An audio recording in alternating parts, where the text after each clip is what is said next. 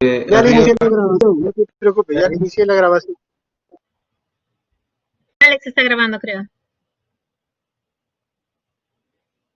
Ok, bueno, vamos a continuar y me parece que Alex va a ver ese tema, si no se los paso luego, ok.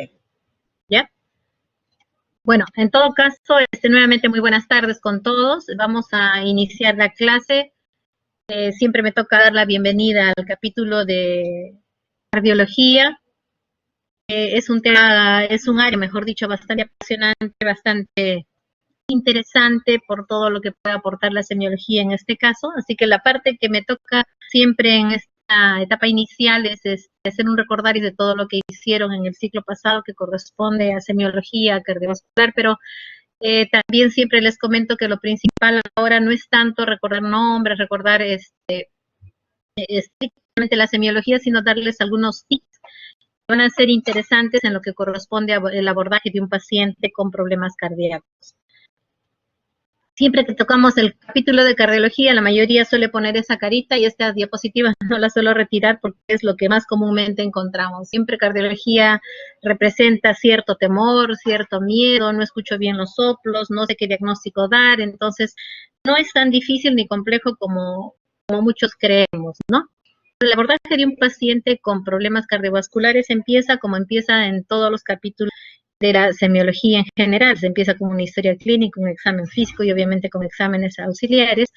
Y el tema de la clase de hoy es una introducción, un recuerdo de lo que es el abordaje del paciente cardiovascular, así que vamos a empezar con una historia clínica adecuada y un examen físico, que es lo que más o menos quiero ayudarles a recordar ahora, ¿no? Entonces, en la historia clínica es básico y es fundamental precisar el motivo de la consulta, ¿no? Muchas veces el paciente viene con un montón de síntomas, de signos muchas veces, pero lo importante en este caso, en el abordaje que ustedes tienen con el paciente, digamos que están atendiendo hoy un paciente, es el motivo de la consulta actual. En algunos casos pueden tener el abordaje en emergencia y en otras en consulta externa, en hospitalización, qué sé yo, en el área que les corresponda. Dependiendo del área donde voy a evaluar al paciente, obviamente la situación va a ser un poco diferente. Si estoy en emergencia, tengo que hacer una evaluación bastante rápida, bastante sucinta también, es cierto, del paciente, porque probablemente muchas de las patologías que traiga el paciente con enfermedad cardíaca pueden inclusive depender del tiempo en el cual yo me dé para hacer el diagnóstico, y a veces también depende mucho la vida del paciente. Entonces, en emergencia, usualmente vamos a tener pacientes de repente medianamente estables o inestables, o pacientes críticos, inclusive en los cuales, en algunos casos, probablemente ni siquiera van a poder obtener datos de la historia clínica. A diferencia de un paciente estable, como les decía, donde sí voy a poder conversar con el paciente y hacer una evaluación un poco más prolija, donde puedo darme un poco más de tiempo, ¿no? Hay que precisar la enfermedad actual, ¿no? ¿Cuáles son los síntomas por los cuales el paciente viene ahora, desde cuándo se presenta, cómo evolucionar en el tiempo, está igual que al principio, está peor, está mejor, e ir viendo si hay factores que se asocian a cada síntoma, por ejemplo, ¿no? Es importante también recordar los antecedentes. Probablemente muchos pacientes sí van a conocer su problema actual con una historia ya pasada, es decir, un paciente que se está descompensando, pero ya con un problema cardiológico conocido, a eso me refiero cuando hablo de los antecedentes de la enfermedad actual. También hay que precisar adecuadamente esos datos. Hay que precisar antecedentes patológicos en general. Recuerden que muchas cardiopatías tienen que ver con factores de riesgo o con otras patologías con las cuales pueda estar conviviendo el paciente. También son importantes los antecedentes familiares. Recuerden también que hay patologías concretas que tienen disposición genética, que tienen carga genética y que probablemente van a tener, si ya hay antecedentes en la familia. Se me ocurre en este momento un ejemplo, por ejemplo, una cardiopatía hipertrófica, ¿no?, que tiene una carga genética importante. Entonces, es básico precisar si hay además antecedentes familiares de cardiopatías, historia de muerte súbita, historia de síncopes a repetición u otras patologías que puedan ayudarnos en el diagnóstico del paciente que estamos abordando.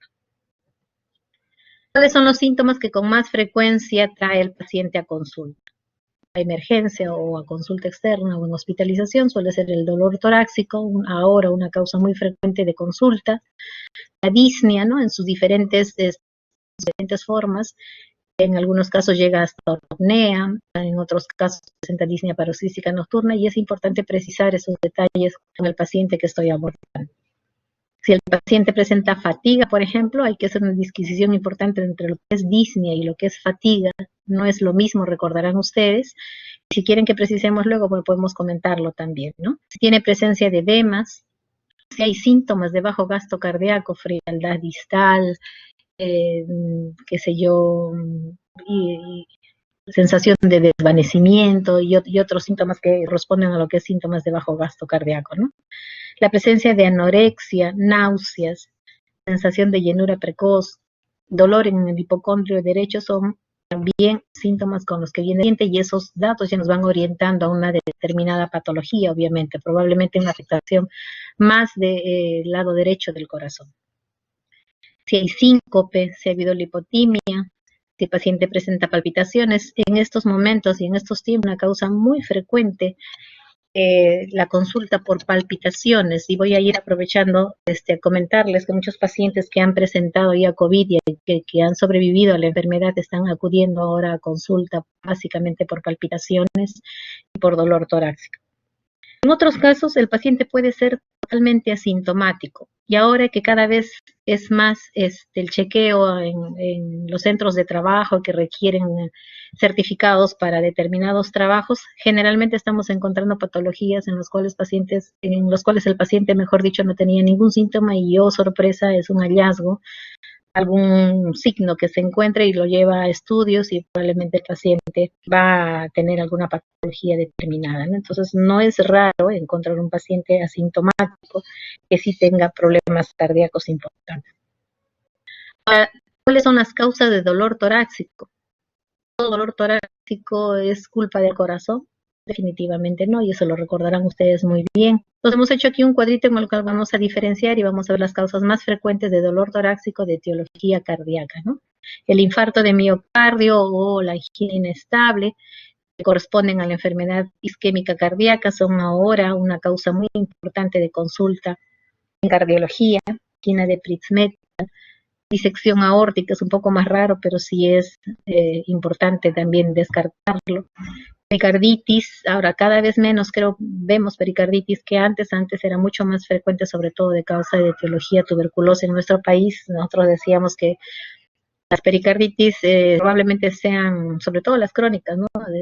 Pueden ser tuberculosis mientras no me demuestren lo contrario, ¿no? El prolapso mitral, sin ser una patología muy grave, es una causa frecuente de dolor torácico, generalmente atípico. Puede haber ruptura espontánea de cuerdas tendíneas, puede haber ruptura del seno de Valsalva, puede haber ruptura de estas estructuras también asociadas a algún golpe, básicamente a accidentes o golpes también se puede presentar, ¿no? Entonces esas son las causas más frecuentes de dolor torácico, de etiología cardíaca. Existen otras causas de dolor torácico de causas no cardiovasculares, por ejemplo, problemas esofágicos, problemas gastrointestinales, problemas pulmonares, obviamente, problema de pleura, problema de paráxica en general, o causas psicógenas en los cuales el paciente permanentemente viene con problemas de dolor torácico y uno le hace todos los exámenes habidos y por haber y no encontramos una causa que justifique el dolor, pero sin embargo convencer al paciente que no tiene un problema definido es bien difícil, ¿no? Entonces eso se encaja dentro de lo que es de dolor torácico de etiología psicógena. Muchas de estas causas de dolor torácico son mortales, ¿no? Y en emergencia hay que tener bien claro aquellas que pueden ser potencialmente mortales. Dentro de ellas, por ejemplo, el infarto agudo de miocardio, obviamente, puede ser mal. La disección aórtica también. Una embolia pulmonar también, ¿no? Entonces, en esos casos tenemos que rápidamente y siempre pensar en lo peor, en emergencia sobre todo, e ir descartando lo que realmente puede matar inicialmente al paciente y ir haciendo una disquisición diagnóstica y quedarnos con lo menos grave, ¿no? Es más o menos el esquema de pensamiento, sobre todo en emergencia.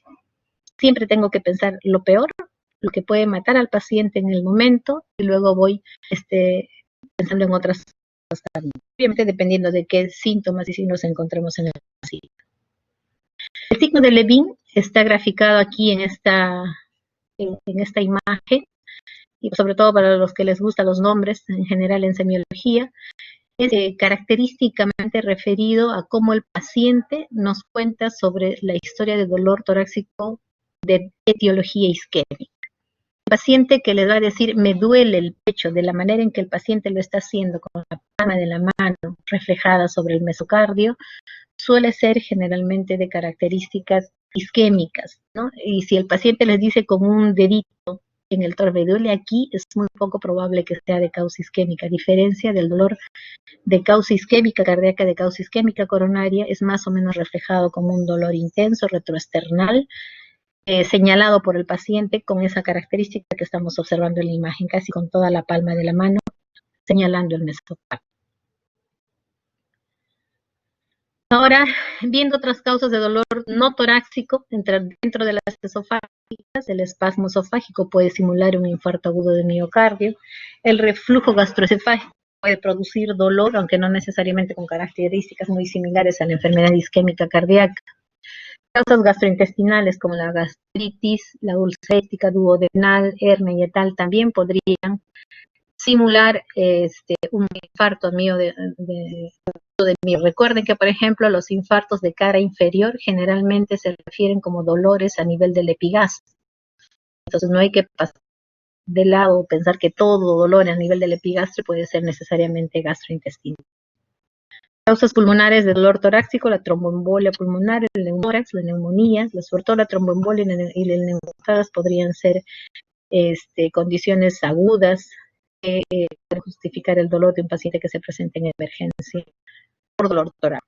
El dolor pleural, una pleuritis, que podría simular en algunos casos, aunque suele ser un poco diferente en su naturaleza. Causas de dolor torácico de pared torácica, como por ejemplo, generalmente dolores osteomusculares, que es bastante frecuente, sobre todo en gente joven, dolores por el daño intercostal, condritis y otras neuropatías, que son también una causa frecuente de consulta. Y esto obviamente más en gente joven, sin factores de riesgo, etcétera, etcétera, ¿no? Este tipo de dolor suele ser generalmente escrito por el paciente en un punto determinado, de una característica punzante, de característica fugaz, etcétera, etcétera, que no tiene relación con el esfuerzo ni con el estrés, ¿no? Es otro tipo de dolor, pero que es una causa bastante frecuente, sobre todo de consulta en consultorios externos. Y las causas psicógenas, ¿no? Que también, como les comentaba hace un rato, es difícil un paciente que ya tiene problemas psicógenos de fondo demostrar que no tiene nada en el corazón, y son de aquellos pacientes que vienen una y otra vez y se hacen todos los exámenes habidos y por haber y no se encuentra una causa de dolor torácico definida. Les he traído en este cuadrito la clasificación de la disnea. Recuerden que la disnea es otro síntoma por el cual el paciente acude a consulta. Y la clasificación de la disnea según la OMS es la que están viendo en este cuadrito: disnea a grandes esfuerzos, disnea a moderados esfuerzos, disnea a pequeños esfuerzos y disnea al reposo. Grandes esfuerzos se refiere básicamente a correr o un esfuerzo importante o como practicar un deporte, y que el paciente nos refiere a que se cansa un poco más de lo habitual que antes, ¿no? Disnea a moderados esfuerzos, generalmente actividades rutinarias diarias como subir escaleras, realizar el acto o dar paseos más o menos largos. Si el paciente empieza a cansarse con actividades de esa naturaleza, estaríamos ya moderados esfuerzos. Disnea a pequeños esfuerzos es cuando ya se presentan en actividades de rutina diaria como tender la cama, cepillarse los dientes, caminar unos cuantos pasos, sobre todo en terreno plano, sin subir escaleras, se consideran disneas a pequeños esfuerzos. Y la disnea al reposo, obviamente, el paciente sin hacer ninguna actividad, el paciente presenta disnea, ¿no? La clasificación funcional de la insuficiencia cardíaca, de acuerdo a la New York Heart Association, tiene relación al cuadro anterior. Así vamos a mencionar insuficiencia cardíaca clase 1, clase 2, clase 3 o clase 4 de acuerdo a la limitación funcional de la disnea que habíamos visto en el cuadro anterior. Entonces es más o menos un cuadro similar y va en relación a la clasificación de la disnea. La clasificación de angina inestable, este es un cuadrito de la Sociedad de Cardiología Canadiense, es bastante similar al anterior, también se clasifica como clase 1, clase 2, clase 3 o clase 4 de acuerdo a la actividad física que realice, y tiene bastante relación con los dos cuadritos previos que hemos comentado. Siendo muy importante el examen, la anamnesis con el paciente con patología cardíaca, luego tenemos que pasar al examen físico. Recuerden que muchas veces, sobre todo cuando el paciente es estable, muchas veces hacemos el diagnóstico solamente conversando con el paciente, sobre todo precisando las características de las molestias que presenta el paciente, por ejemplo, en relación al dolor torácico, ¿no? Es muy, muy importante que precisemos en qué momento se presenta, en qué circunstancias, qué factores lo desencadenan, cuánto tiempo dura ese dolor, qué factores hacen que disminuya el dolor torácico por el cual viene. Entonces, hasta ese momento muchas veces yo no toco al paciente aún y sin embargo ya puedo tener una presunción diagnóstica de las características que el paciente me va ayudando. Recuerden también que es importante al inicio pedirle al paciente que nos explique sus síntomas, que nos cuente sobre sus síntomas. Y de acuerdo a lo que él vaya diciendo, después ya voy a ir ayudándolo a que me especifique y que me describa mejor cada síntoma, ¿no? Eso también es importante. Obviamente los casos de la patología me lo permite. Hemos dicho que en emergencia muchas veces no tenemos tiempo para hacer esa disquisición adecuada y tenemos que actuar inmediatamente en relación al cuadro que traiga el paciente. ¿Okay? Luego de eso viene el examen físico, que es muy importante realizarlo. Los exámenes auxiliares no van a reemplazar ni a la clínica del paciente ni al examen físico del paciente. Entonces tengo que saber hacer un buen examen físico. Empiezo igual que en todos los segmentos de investigación. Empiezo con una inyección general, veo endoscópicamente cómo luce el paciente, ¿no? Está disneico, no está disneico, está ictérico, está cianótico, etcétera, etcétera. Una inspección general me da una idea importante de cómo está el paciente. Y luego hago una inspección del área precordial, que es la zona donde también me interesa mucho precisar detalles. Luego de la inspección voy a realizar la palpación, luego la percusión y la auscultación, ¿no? Y vamos más o menos en ese orden de igual manera. Entonces, en la inspección vemos la postura del paciente, puede estar recostado, no puede estar echado, cómo está su facies, tiene una facies tranquila o de repente tiene una facies de angustia, de dificultad respiratoria, cómo es su hábito constitucional, es gordito, es leptosómico, cómo está la coloración de la piel, como les acabo de decir. De repente a la inspección simplemente se puede ver presencia de edemas o no, balonamiento abdominal o no. Si hay con la inspección también presencia de pulsos en el cuello, etcétera, etcétera, ¿no? Entonces, una inspección general, una mirada general nos va a ayudar muchísimo y luego ya hacemos una adquisición más o menos aproximada, ¿no? Entonces, el paciente, por ejemplo, no tolera el decúbito, suele ser un paciente que en el caso extremo de esta imagen, que es muy conocida y para mí muy ilustrativa, un paciente que está con una insuficiencia cardíaca importante no puede tolerar el decúbito y generalmente adopta esa posición como una posición álgica, digamos así, porque le permite respirar parcialmente mejor. Entonces, es un paciente que tiene una disnea muy importante, una disnea del reposo, no puede tolerar el decúbito. El paciente que tiene disnea y no tolera el decúbito generalmente es el paciente que tiene compromiso o tiene una disnea de etiología cardiovascular, a diferencia de otras etiologías de disnea, ¿no? Un paciente que tiene un compromiso de disnea por problema pulmonar generalmente sí va a tolerar el decúbito y esa puede ser una forma de ayuda para saber si esa disnea es o no de etiología cardíaca. Entonces, esta imagen nos habla de un paciente con una disnea importante que no tiene decúbito y cuyo compromiso probablemente es de cámaras cardíacas izquierdas. Disnea, recuerden, es probablemente dificultad o limitación de la función de cámaras cardíacas izquierdas. Si se comparan con esta otra imagen, es una paciente que no luce tan disneica, por lo menos su facies no tiene esa facies de angustia que tenía la imagen del anterior paciente, y más bien la estamos viendo, miren, con el abdomen bien balonado, probablemente ascitis, probablemente edema de pared, edema de miembros inferiores hasta bastante subida, hasta los muslos probablemente. Esta paciente es posible que tenga una insuficiencia cardíaca de predominancia de... En muchos casos suelen ser mixtos, ¿no? compromisos tanto de cavidades derechas como de cavidades izquierdas. Entonces podemos encontrar un paciente con disnea y además con edemas.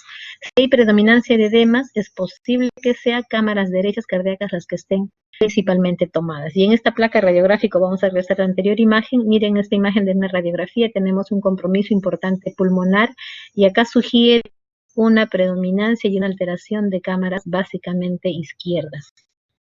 A diferencia de esta imagen, donde vamos a ver, además de crecimiento de cámaras izquierdas, que están más allá de la línea medio clavicular, tenemos un gran compromiso de cámaras derechas. Entonces eso nos ayuda un poquito a diferenciar si es una insuficiencia cardíaca predominantemente derecha o una insuficiencia cardíaca predominantemente izquierda. Muchas veces, como digo, suelen ser mixtas. Y cuando vemos un paciente que ya está catético, generalmente es un estado muy avanzado de la enfermedad. Un paciente que ya tiene una disnea de tiempo muy prolongado suele hacer caquexia y además de la caquexia vamos a ver un compromiso importante, ¿no? Entonces, si yo veo un paciente con estas características, es posible que la evolución de su enfermedad sea ya bastante prolongada.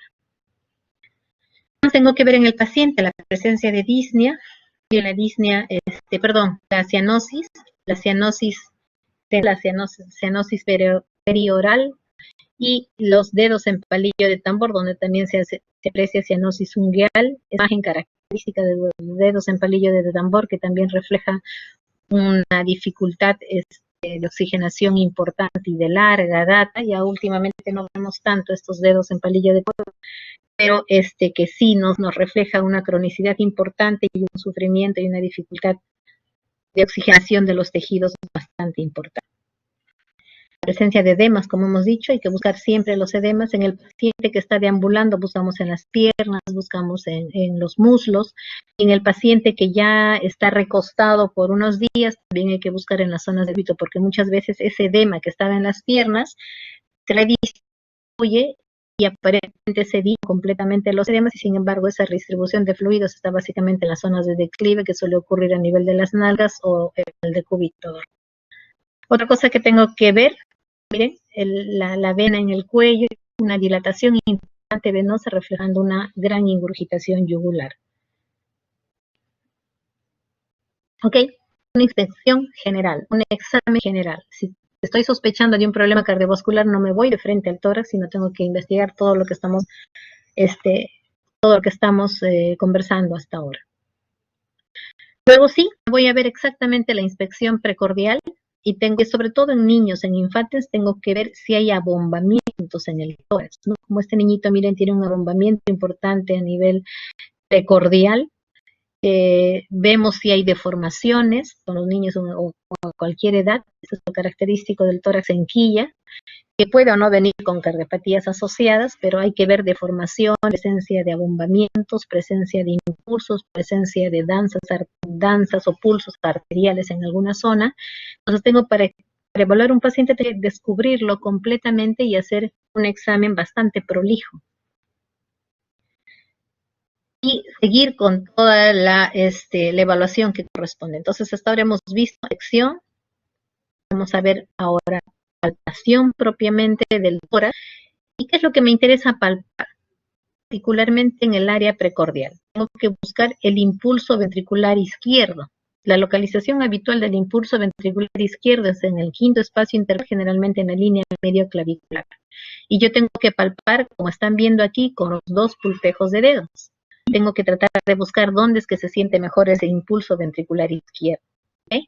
Si está desplazado por fuera del quinto espacio intercostal, por fuera de la línea medio clavicular, ya me está hablando de un crecimiento ventricular izquierdo principalmente. ¿Qué cosa más tengo que palpar? Tengo que palpar el área precordial, y es con la palma de la mano, levantando ligeramente los dedos hacia adelante, y voy a percibir en esta zona, o sea, lo que correspondería aquí, en esta zona, con la palma de la mano, probablemente el impulso ventricular derecho. Si todos ahora nos palpáramos el tórax con la posición de la mano aquí, la mayoría probablemente no va a sentir absolutamente nada, y eso es normal. Si yo siento un pequeño toqueteo, un empuje de algo que me golpea la palma de la mano en esa región, eso se llama impulso ventricular derecho, y lo que me está denotando es un crecimiento de cámaras derechas. Eso es patológico definitivamente. ¿Qué más podría palpar aquí en esta región? Los espacios intercostales en la búsqueda de presencia de TRILs. ¿Qué son los TRILs?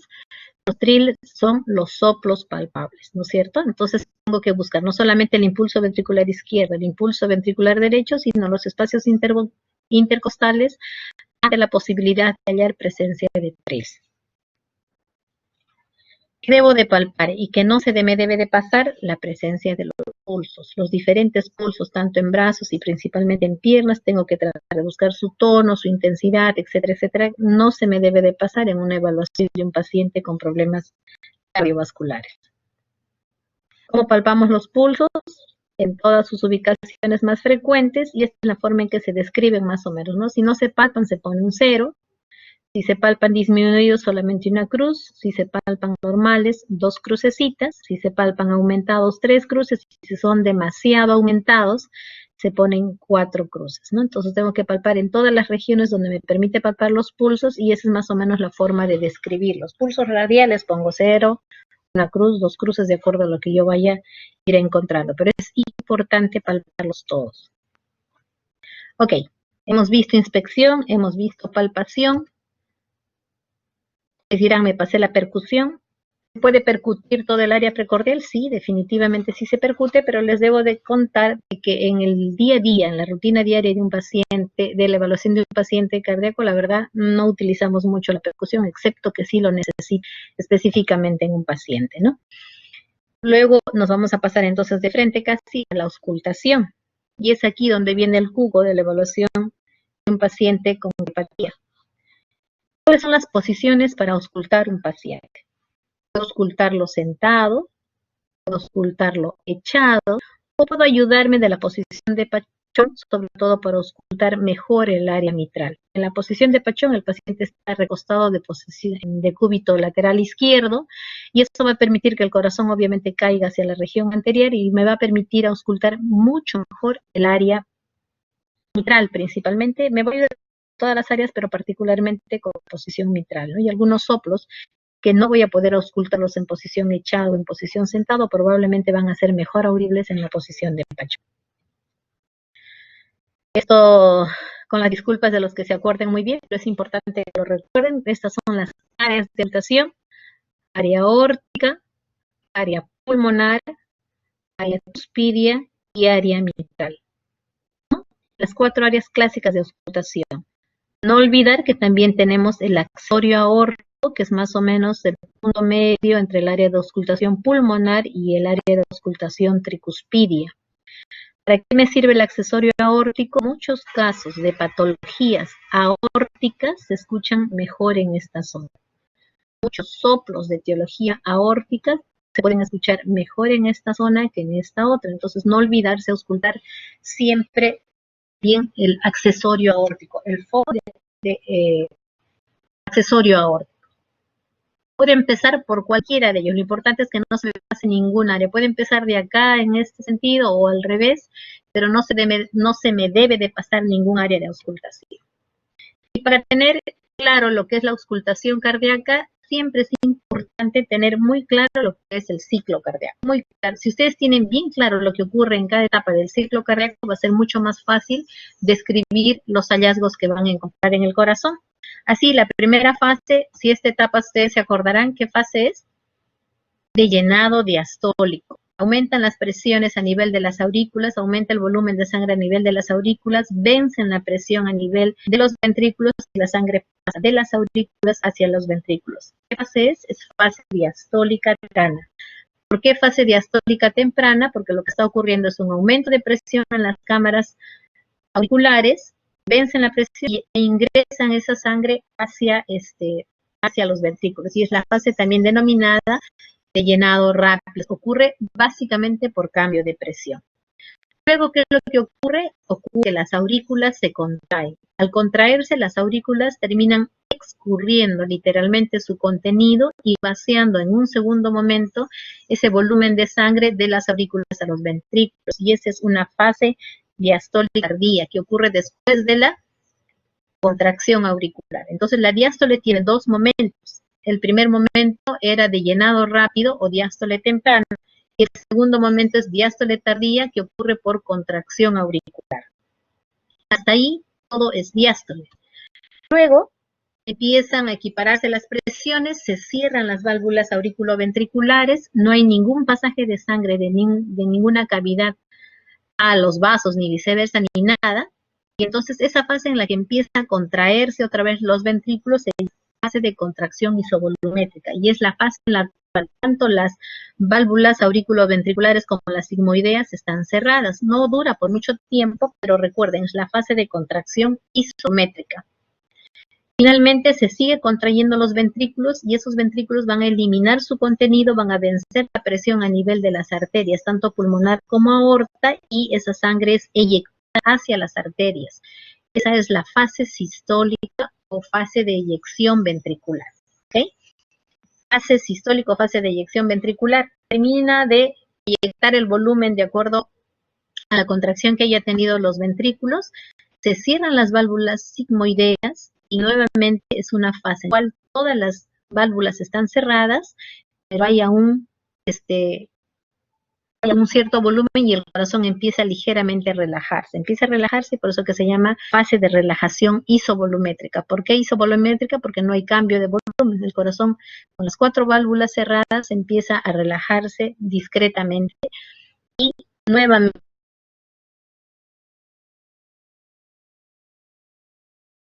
y otra vez fase de diástole y sístole con sus cosas, como estamos recordando mejor, porque esto ya deben de conocer mucho mejor que yo, porque están bastante cerca de su. Otra vez diástole, temprana, etcétera. Entonces diástole, sístole con todos aquellos aperturas y cierres de las válvulas. ¿Qué son los ruidos cardíacos? Recordarán que los ruidos cardíacos ocurren generalmente por el cierre de las válvulas, tanto las válvulas auriculoventriculares como las válvulas sigmoideas. Pero no solamente por eso ocurren los ruidos, sino también por por la sístole auricular. Entonces tengamos primer ruido, segundo ruido, tercer fase. Vayamos a reconocer por qué ocurre el primer ruido. El primer ruido es el cierre atrioventriculares. ¿Qué válvulas? La válvula mitral y la válvula tricúspide.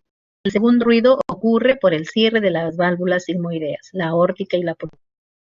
El tercer ruido cardíaco ocurre por un llenado ventricular, es decir, ocurre generalmente cuando hay alteraciones a nivel de los ventrículos y el llenado suele ser un poco turbulento, y eso provoca el tercer ruido cardíaco.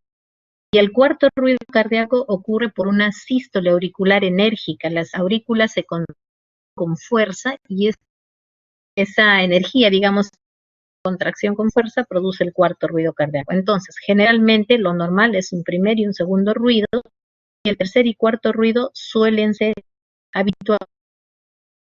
Sin embargo, en algunos casos pueden ser normales, sobre todo en niños, jóvenes, en gente con tórax muy delgado, se puede llegar a percibir estos ruidos sin ser necesariamente patológicos. Necesitamos entonces la combinación de los ruidos cardíacos. Primero, segundo, no,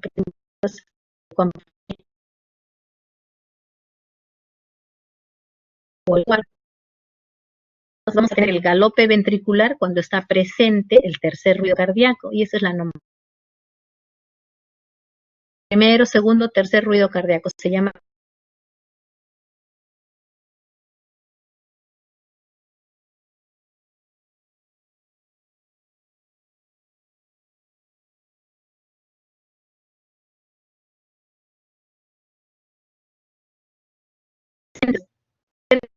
ruidos ventricular si es que está presente el tercer ruido, y cuando está presente el cuarto ruido, galope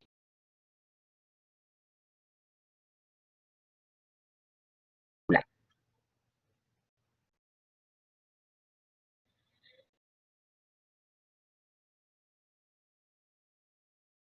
¿Qué me describe un chasquido de apertura y qué me estos ruidos definitivos y ocurren cuando comprometidas, cuando las válvulas, el chasquido de hay una vibración todavía atrioventricular, pero que están fusionadas, es decir, es como una tienda, ¿no? Que están fusionadas, estenosadas, pero todavía hay flexibilidad de las válvulas. Eso va a producir un chasquido de apertura. En el momento de intentar, es cuando ocurre este ruido, que es el chasquido de apertura por fusión, todavía con válvulas aún flexibles. El clic de eyección ocurre más o menos en las válvulas sigmoideas, las cuales ocurren cuando pretende abrirse también, ¿no? Fusión de comisuras, pero cuando las válvulas todavía son flexibles. Aparentemente un poquito más claro. Cuando haya dudas, por favor, con todo gusto, más luego podemos conversar. Entonces, ruidos cardíacos, normal y patológicos. Vayamos a ver ahora los soplos cardíacos, que es lo que generalmente nos da mucho miedo. Y cuando no sabemos reconocer qué soplo es, en qué área, sistólico, no es diastólico, todo el mundo escribe en la historia clínica, no soplos o soplo sistólico mitral, es característico. Deberíamos ser más específicos en el momento de describir los hallazgos, ¿no? Entonces, los soplos cardíacos, ¿qué ocurren? Ocurre porque hay una apertura valvular reducida, es decir, el orificio de la apertura valvular no es normal. Cuando hay un cierre valvular incompleto, entonces hay un retorno de la sangre donde no debe de regresar. Cuando hay una comunicación o algún orificio en las cavidades que no debe de haber, cuando hay una velocidad incrementada o cuando hay sobrecarga de volumen. Entonces, ¿qué significan los soplos cardíacos? Son turbulencias. Es la auscultación de alguna turbulencia que se produce por algún efecto dentro del corazón. Eso es lo que es un soplo cardíaco. Por patologías valvulares, por shunts o por hemodinámica, por generalmente sobrecargas de volumen.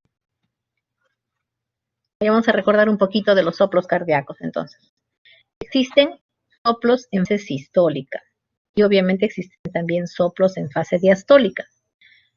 Y además existen los soplos continuos que ocurren durante la sístole y durante la diástole, a diferencia de soplo sistólico más soplo diastólico. Luego vamos a aclarar un poquito más esto si no les queda muy claro el tema. Entonces, dentro de los soplos sistólicos hay soplos de eyección y hay soplos de regurgitación.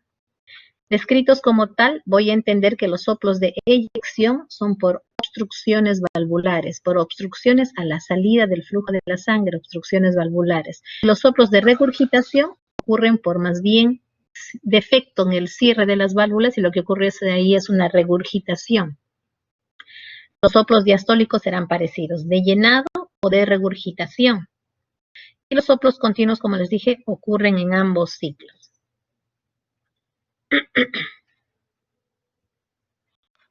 Veamos estas imágenes que son bastante ilustrativas. Aquí en el medio el electrocardiograma, ¿no? Aquí está la presión a nivel de la aorta. En amarillo la presión a nivel de los ventrículos, por ejemplo, ventrículo izquierdo. En rojo la presión a nivel de la aurícula izquierda en este caso. ¿Okay? Y aquí lo que corresponde a la fase sistólica y diastólica. Entonces, la fase sistólica ocurre, hemos dicho, cuando aumenta tanto la presión a nivel de los ventrículos que lo que ocurre es aperturar las válvulas sigmoideas y eyecta la sangre. Por ejemplo, si en este caso el ventrículo izquierdo es que incrementa su presión, abre las válvulas aórticas y la válvula aórtica no se puede malinterpretar, y eyecta todo su flujo. Finalmente empieza a caer la presión, vuelve a cerrarse la válvula aórtica y decae nuevamente. Y eso es lo que corresponde a la fase sistólica y diastólica. Bien, ustedes, quería aclararles, la contracción auricular que corresponde a la onda P del electrocardiograma es fase diastólica. Inclusive el QRS, que es el que inicia la contracción muscular, en milisegundos antecede a la contracción mecánica. Entonces es fase diastólica tardía, fase sistólica, otra vez fase diastólica tardía y fase sistólica. En los ecocardiogramas vamos a poderlos ver mejor, ¿no? Miren cómo arriba los ventrículos, abajo las aurículas, cómo entra la sangre de la aurícula izquierda hacia el ventrículo izquierdo.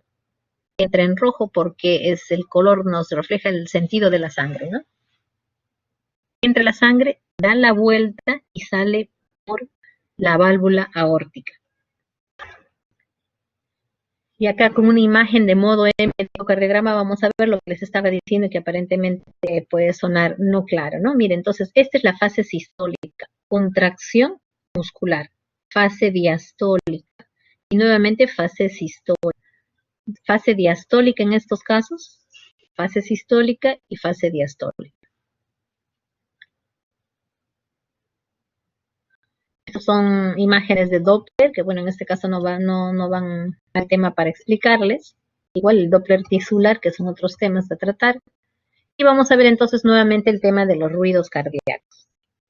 ¿Dónde estará el primer ruido cardíaco? El primer ruido cardíaco hemos dicho que era por cierre de la válvula mitral y tricúspide. Entonces ocurre la contracción, ocurre la contracción auricular, se vacía su contenido de las aurículas, se abren y se cierran las válvulas y ocurre el primer ruido cardíaco en ese punto. Acá se cerraron las válvulas aurícula y ventricular y empieza a incrementarse la presión a nivel de los ventrículos.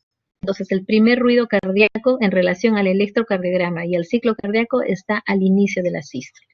Primer ruido cardíaco al inicio de la sístole, cierre de la tricúspide y de la mitral. Segundo ruido cardíaco, cierre de la pulmonar y de la aórtica, está casi al final de la sístole. Entonces el segundo ruido corresponderá al final de la sístole. Nuevamente, primer ruido cardíaco, inicio de la sístole, segundo ruido cardíaco, final de la sístole. Esto que parece redundante lo van a entender mejor. Hemos dicho que el cuarto ruido ocurre por contracción patológica de las aurículas y el cuarto ruido va antes del primer ruido. Y el tercer ruido ocurre por distensibilidad inadecuada de las cavidades ventriculares, generalmente el ventrículo izquierdo, y entonces acá tenemos el tercer ruido. Entonces veamos ahora sí.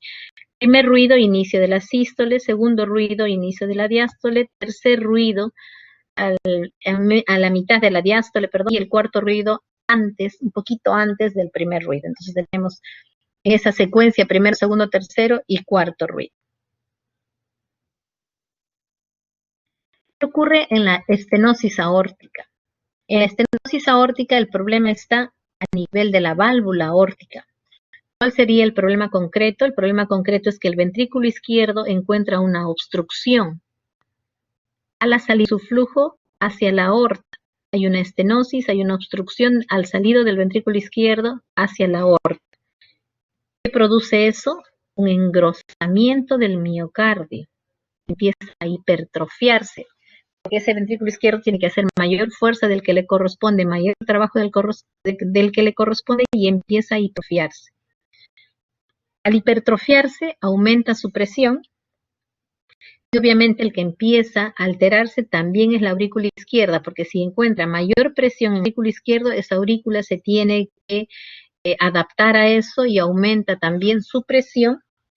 Al aumentar su presión, las venas pulmonares también incrementan su presión y así sucesivamente vamos a encontrar que una enfermedad de cámaras izquierdas va a ir progresivamente avanzando hacia un daño de las cámaras derechas.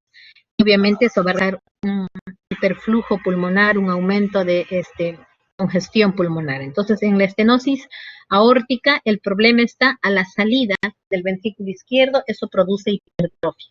Ya analizando en el contexto del examen de un paciente, si yo palpo el impulso ventricular izquierdo de este paciente que tiene estenosis aórtica, ¿lo voy a encontrar desplazado o lo voy a encontrar en el mismo lugar? Probablemente lo voy a encontrar en el mismo lugar, es decir, en el quinto espacio intercostal izquierdo en la línea medio clavicular, porque lo que ocurre ahí es una hipertrofia concéntrica inicialmente. O sea, no voy a encontrar un desplazamiento del impulso ventricular izquierdo. Y el soplo, ¿dónde creen que se va a ubicar? Si el problema está en la eyección, si el problema está en la salida del ventrículo izquierdo hacia la aorta, el soplo se va a encontrar entre el primero y el segundo ruido. Entonces vamos a encontrar un soplo entre el primero y el segundo ruido, un soplo sistólico, rudo, áspero de características romboidales que va a graficar la estenosis aórtica. Entonces, estenosis aórtica es soplo sistólico, generalmente en foco aórtico, de características rudas, de características ásperas, como tratando de vencer una obstrucción a la salida de la sangre del ventrículo izquierdo hacia la aorta. ¿De acuerdo?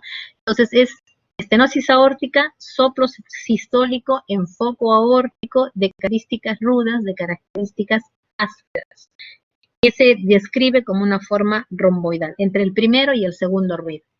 Me había olvidado comentarles, cuando ustedes están auscultando un paciente, a veces no es fácil necesitar cuál es el primero y el segundo ruido. Entonces, ustedes están auscultando y traten de palpar con la otra mano el pulso del paciente. Al palpar el pulso del paciente, cada vez que sientan el pulso coincide con el primer ruido cardíaco. Entonces, palpo el pulso, coincide con este primer ruido cardíaco. Ocurre la sístole, no palpo pulso, y luego el nuevo ciclo cardíaco vuelve a palpar el pulso. Entonces, después del pulso es la fase sistólica, y con el pulso se palpa el primer ruido cardíaco, ¿ok? Esa es la fase sistólica. ¿Qué ocurre en una insuficiencia aórtica? En la insuficiencia aórtica lo que vamos a tener es un defecto de cierre de la válvula aórtica, y lo que va a pasar es que hay un retorno de la sangre. ¿Dónde está el defecto? A nivel de la válvula aórtica, defecto de cierre, y lo que vamos a encontrar es que va a retornar la sangre de la aorta hacia el ventrículo izquierdo. ¿Dónde está afectado? Entonces la válvula no se cierra adecuadamente, la sangre retorna de la aorta hacia el ventrículo izquierdo. ¿Qué va a pasar con ese ventrículo izquierdo? Aumenta su volumen porque está recibiendo un volumen mayor del que le corresponde. Al aumentar su volumen, estamos provocando que este ventrículo izquierdo se dilate, se agrande, es diferente de hipertrofia. Al aumentar su volumen, también aumenta parcialmente la presión, y eso obviamente también va a provocar que finalmente la aurícula izquierda termine incrementando su volumen, y así sucesivamente volvemos a regresar a esa cascada de daño progresivo, inicialmente de cámaras izquierdas, congestión pulmonar y posteriormente afectación de cámaras.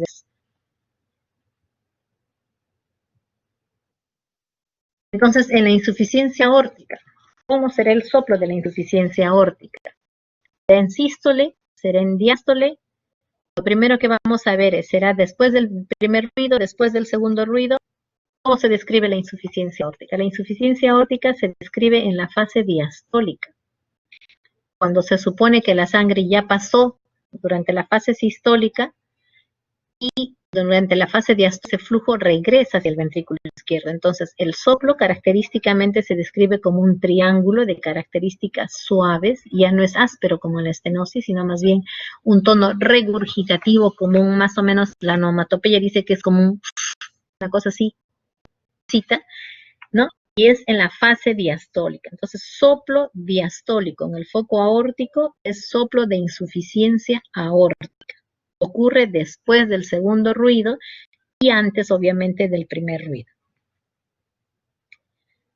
¿De se va a acompañar, como hemos dicho antes, de una dilatación, de un crecimiento del ventrículo izquierdo? Eso va a provocar incremento de los pulsos arteriales, eso probablemente también va a incrementar mayor flujo nuevamente y danza arterial. Es lo característico del hallazgo de patología en la insuficiencia aórtica. En algunos casos, y casi en la mayoría, no ocurre pura insuficiencia y no ocurre estenosis pura tampoco. Generalmente vamos a encontrar insuficiencia más estenosis. En esos casos vamos a encontrar un soplo sistólico duro, áspero, eyectivo, más un soplo diastólico regurgitativo. Esto no es un soplo continuo, por si acaso. Es un soplo sistólico de características diferentes del soplo diastólico de insuficiencia. Este es áspero, rudo, y este es más bien de tono suave, de tono regurgitativo. ¿Qué pasará en la estenosis mitral?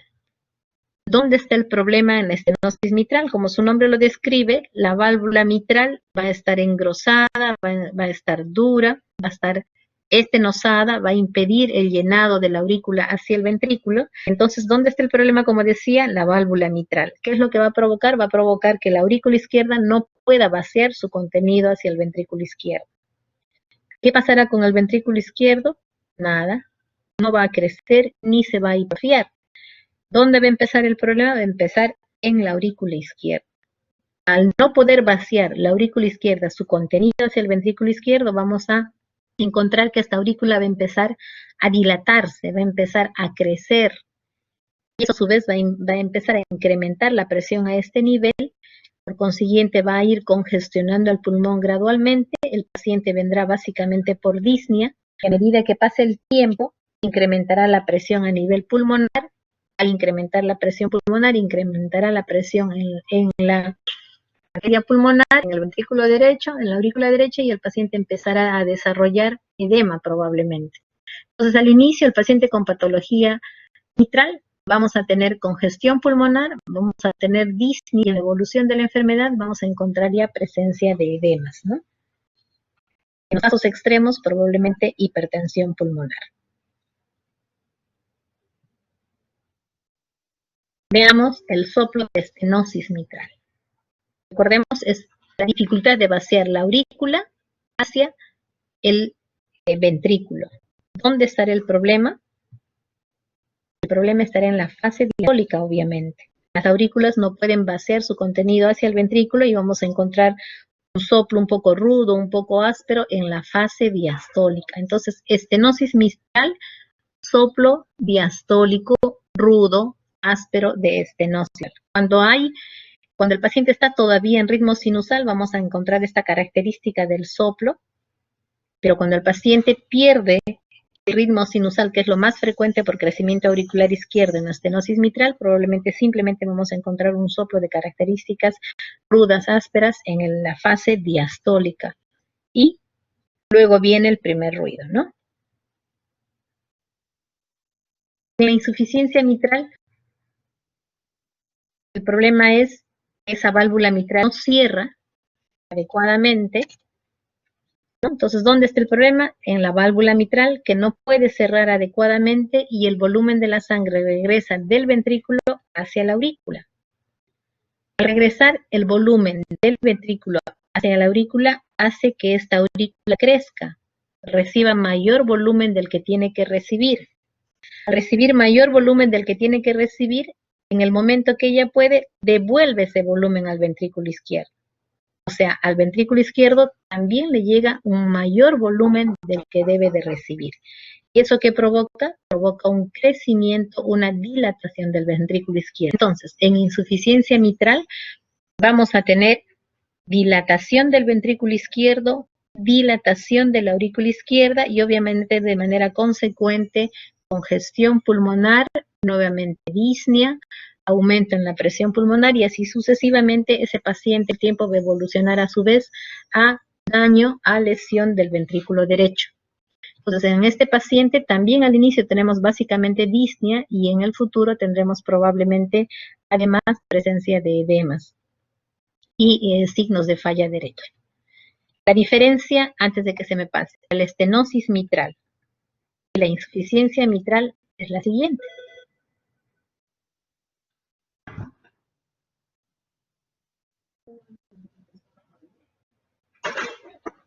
Es la siguiente. Decía que en la estenosis mitral el ventrículo izquierdo no crece, no se dilata. La que crece es la aurícula izquierda. Produce disnea, sí. Produce edemas, sí, a futuro. Y en la insuficiencia mitral lo que ocurre es crecimiento auricular izquierdo y a su vez crecimiento ventricular izquierdo, dilatación del ventrículo izquierdo. Entonces, cuando yo palpe el impulso ventricular izquierdo del paciente con insuficiencia mitral, probablemente encontrar desplazado hacia afuera y de repente un espacio hacia abajo de acuerdo al grado de crecimiento del ventrículo izquierdo. ¿Okay? ¿Cómo será el soplo de la insuficiencia mitral? Obviamente durante la sístole.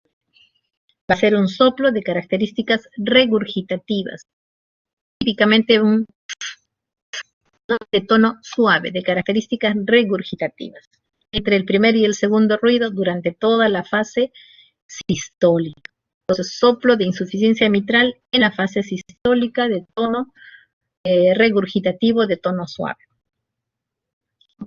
Aparentemente más claro el panorama. Si hay dudas, les ruego que me hagan las preguntas respectivas en un momento. Hasta aquí, entonces, hacemos un viaje por todo lo que es la anamnesis, por todas las probabilidades diagnósticas de acuerdo a que nos vaya contando el paciente. Y luego hacemos este examen físico, que no es absolutamente prolijo. Como les dije al principio, no pretendo traerles en unos minutos todo el curso de semiología.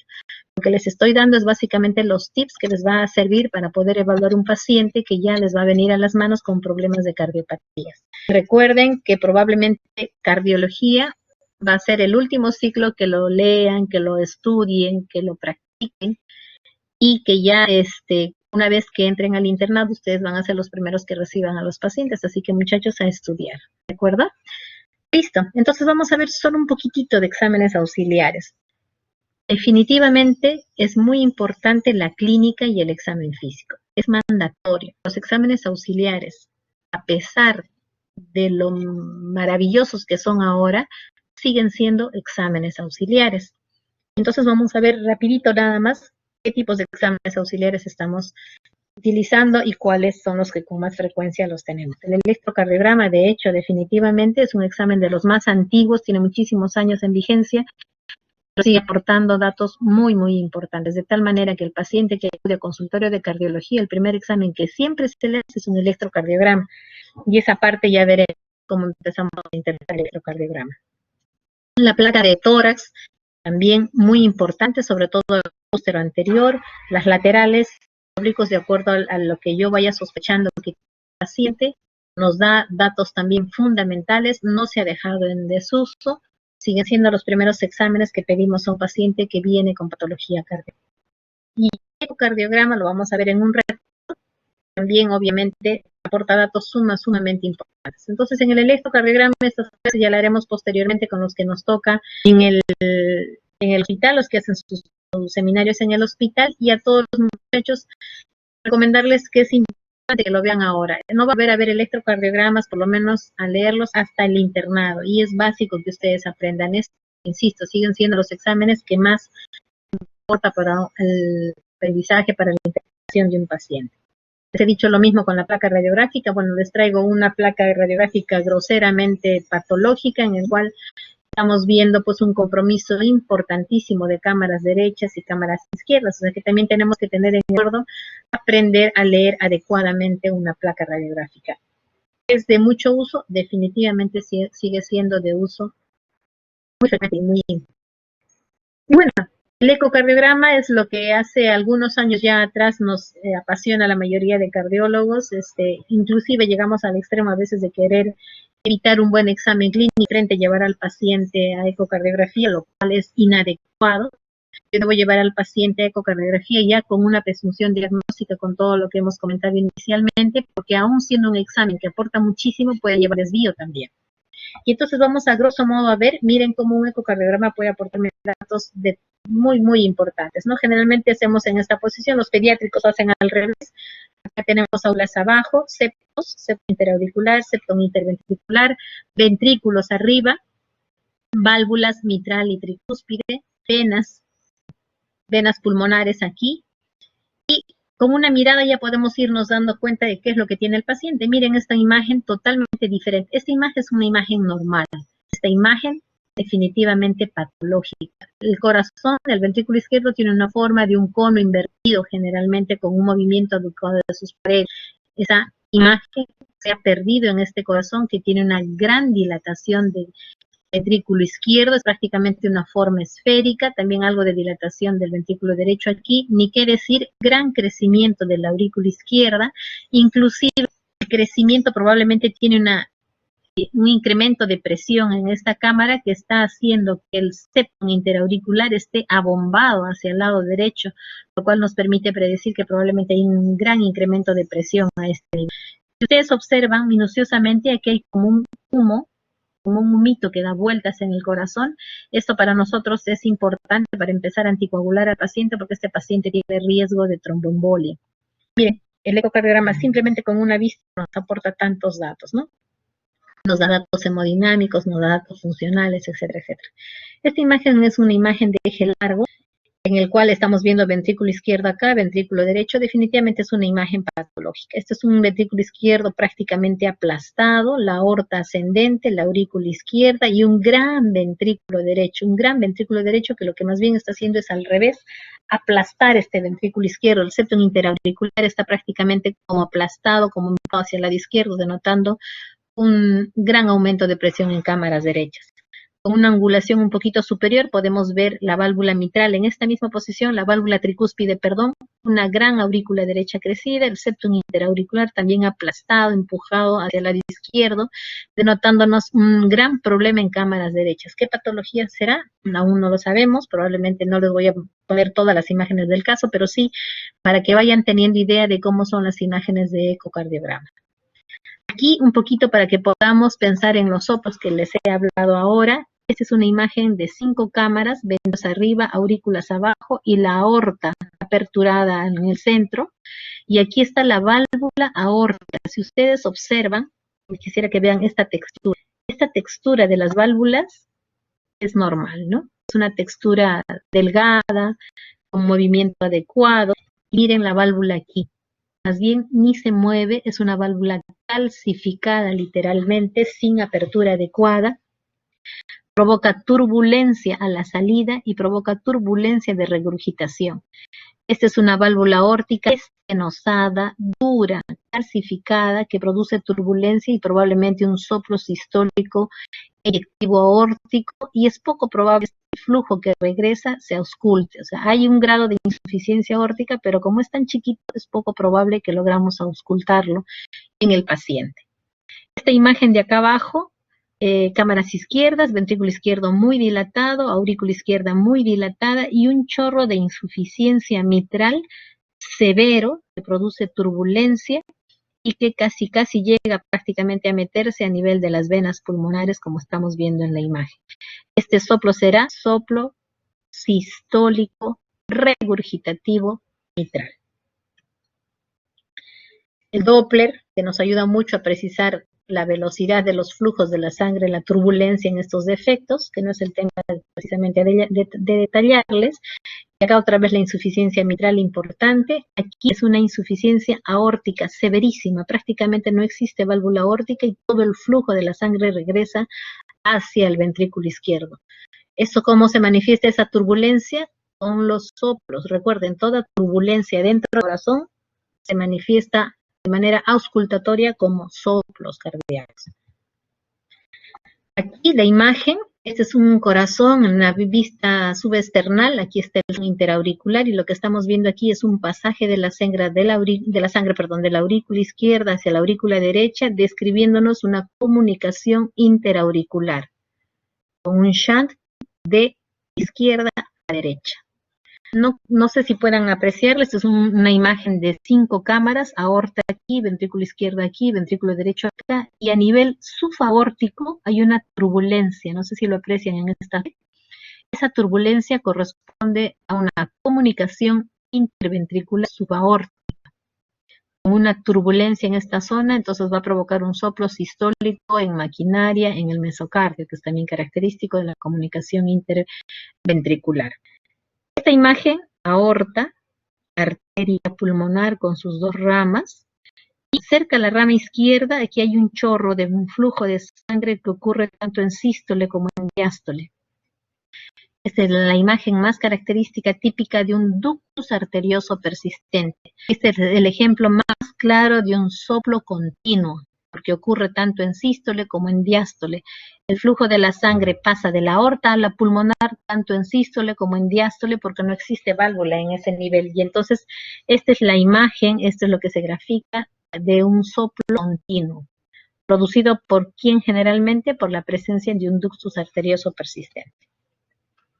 Miren cómo las imágenes nos ayudan mucho y ahora con la evolución aún mayor de la tecnología, ustedes muchachos de la era tecnológica van a poder manejar mejor todos estos son imágenes tridimensionales de ecocardiografía tridimensional en el cual van a ver pero datos impresionantes, ¿no? Como con la tecnología podemos inclusive darle vuelta al corazón 100 veces y datos tan precisos que cada vez son más exactos o más precisos, digamos, no exactos, que le podemos aportar al cirujano en el caso de que, por ejemplo, se tenga que hacer cambio. Esta es la imagen de una válvula, de la reconstrucción de una válvula mitral, por ejemplo. La mitral con todos sus diámetros, en las longitudes, etcétera, podemos darle datos muy precisos a los cirujanos y la válvula aórtica continua, ¿no? Entonces, el eco tridimensional está aportando ahora datos sumamente importantes y últimamente está entrando muy en vigencia la tomografía cardíaca. La tomografía cardíaca está llegando a posicionarse ahora de una manera que no creo que llegue a relegar al ecocardiograma, pero sí nos está dando datos muy valiosos, inclusive de arterias que no vemos en el ecograma, nos está dando datos de viabilidad de músculo cardíaco que no lo vemos en el ecocardiograma, así que pensamos que al final va a terminar siendo exámenes complementarios casi como en todo. El electrocardiograma no nos da los datos que nos da el ecocardiograma, pero el electro por sí nos aporta datos que el ecocardiograma no nos da. Entonces terminan siendo exámenes básicamente complementarios. Ok, muchachos, muchas gracias. Hasta aquí un recuerdo simplemente de la semiología. Y no sé si alguno desea hacer alguna pregunta.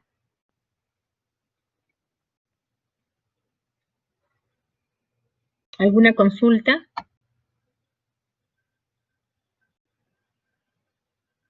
¿Me escuchan o ya no? ¿Ya?